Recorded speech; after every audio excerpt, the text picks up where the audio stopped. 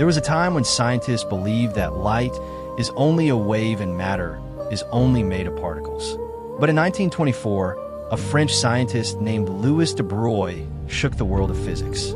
He said, every moving object has a wave associated with it. Yes, even matter behaves like a wave.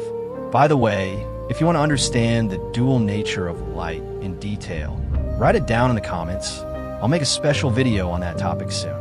I'm a 16-year-old student in 12th grade, and I love to understand and explain those physics concepts that usually seem difficult at first glance.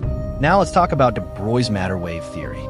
De Broglie said that when a particle moves, like an electron, it has a matter wave linked with it, whose wavelength is given by lambda rovno h divided by meter.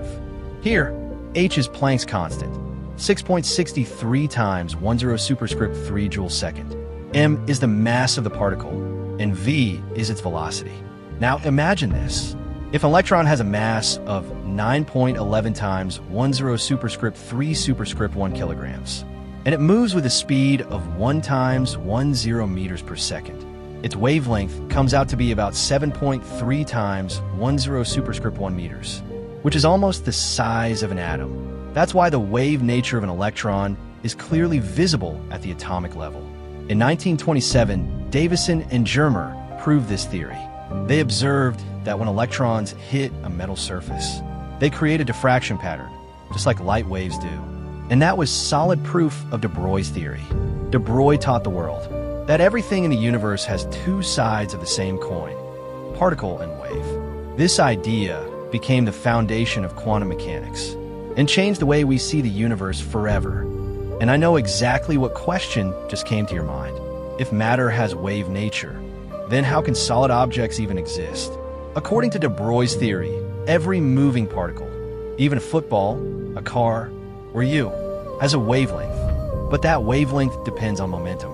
For tiny particles like electrons, it's around 10 superscript 1 meters, small enough to see wave effects at the atomic level. But for large objects, the wavelength becomes so tiny, nearly 10 superscript 3 meters, that it's impossible to detect.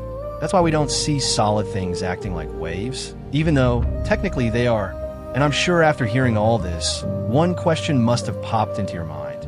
If matter behaves like a wave, what about light? Well, if you want me to explain the dual nature of light, drop a comment below. I'll make a special video just on that.